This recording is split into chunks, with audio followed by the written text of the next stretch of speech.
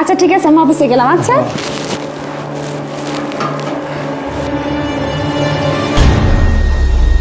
আপনার বোন আপনার স্বামীর সাথে পরকীয়া করে? কি হলো? না না কিছু না, এই তো শোনো, ঠিক আছে তাহলে তুমি থাকো, আমি অফিসে গেলাম। আচ্ছা আচ্ছা ঠিক আছে, আচ্ছা ঠিক আছে, বাই বাই।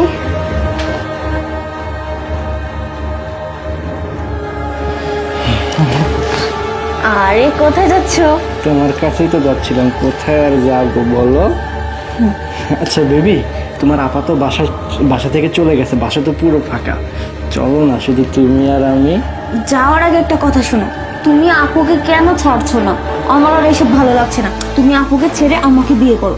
আমি করবো যে, তুমি রাগ করতেছো কেন? এই তো আর কয়টা দিন যেতে দাও, তারপর তোমার আপাকে রাস্তা থেকে সরিয়ে দিয়ে শুধু তুমি আর আমি, কি বলো? হ্যাঁ ঠিক আছে। বাহ, তাহলে এগুলোই চলছে বাসায় আজকাল, তাই না? কি ব্যাপার, তুমি না অফিসে চলে গিয়েছিলে, তাহলে এখন এখানে? ও আচ্ছা, আমি অফিসে যাইনি বলে খুব সমস্যা হয়ে গেছে, তাই না? হ্যাঁ, আমি অফিসে যাইতে লাগছিলাম, কিন্তু কাজের মেয়েটা আমার চোখটা খুলে দিছে যে তোমরা বাসায় কি করতেছো।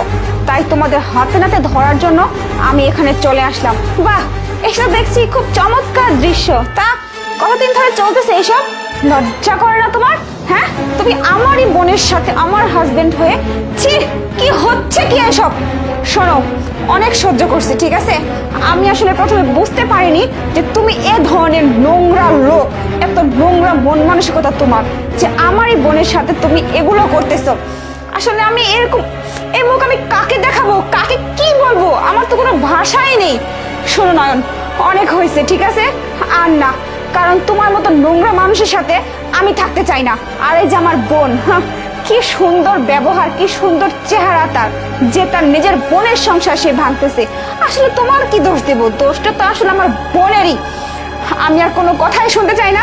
তুমি যে কাজটা করেছো না, এটা ক্ষমার অযোগ্য কাজ।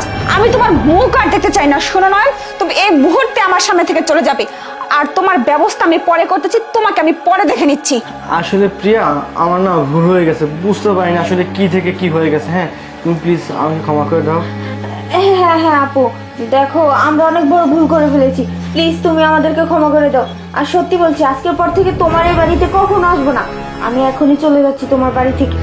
শোনো, তোমরা যে ভুলটা করেছো তার কোনো ক্ষমা হয় না। ক্ষমার অযোগ্য একটা অপরাধ করেছো তোমরা।